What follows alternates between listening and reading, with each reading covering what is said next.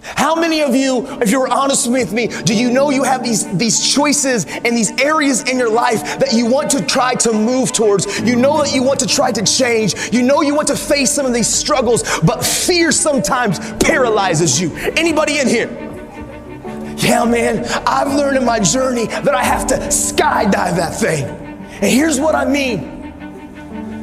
I know sometimes, as when I was growing up, I didn't trust anybody.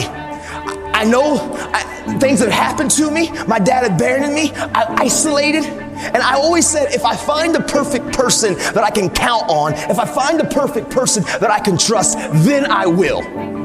But the truth is that person's not here. People are people, and they're going to let you down.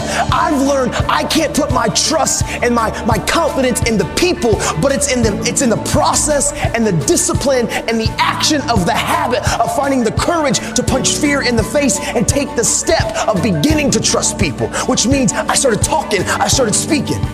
I learned to skydive that thing, and here's what I mean.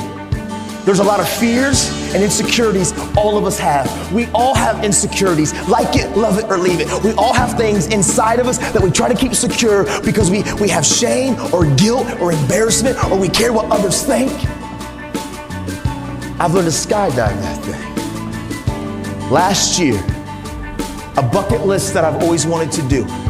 I've always wanted to go skydiving. I'm an adrenaline junkie, but the problem is now, where I'm at in my life, I'm a husband and I'm a father. And I guess my wife doesn't approve of me jumping out of planes at 15,000 feet. So I thought something that I've always wanted to do, I was never going to get the opportunity to do. But I was in Oregon and I got done early and I saw a sign and it said Skydive Oregon. And so I was like, yep. I called my wife. If I can get my wife to say, yeah, we're all good.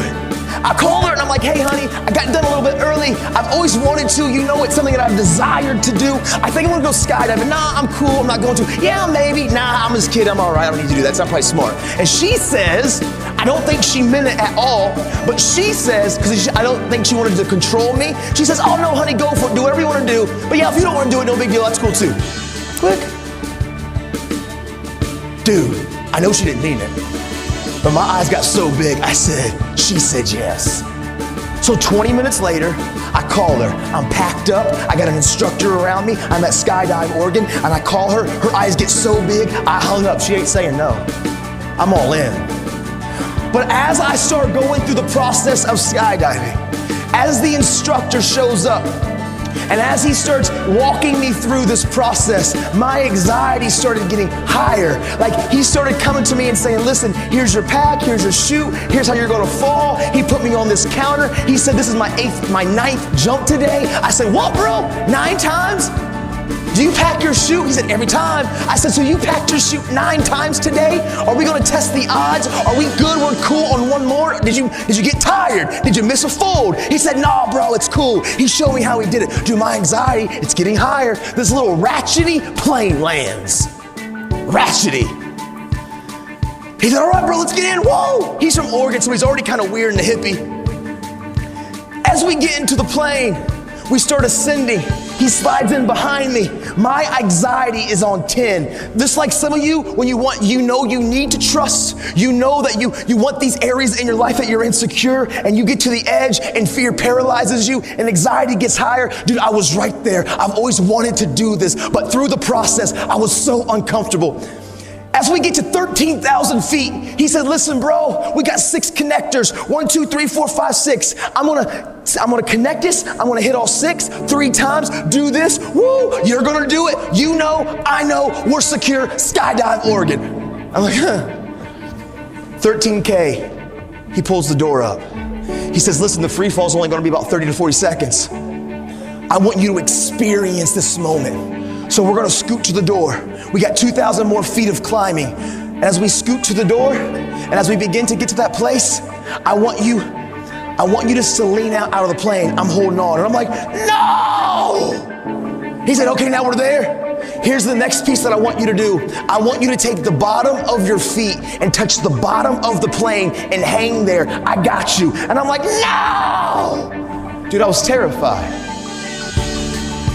In that plane, which was the safest place that I could have been, I've never felt more anxiety and fear in my life, even though I've always wanted to do it. But as soon as I trusted the process, and as soon as I trusted the community of those entrusted to help me learn to skydive, as soon as he got to that place at 15K and he said go, and I took that step, and we skydived that thing, all the anxiety, all the fear, it evaporated. As I free fell and I saw Mount Hood, Mount Rainier, and Mount St. Helens, I've never felt more on top of the world. There's a lot of you in here that you struggle with trust.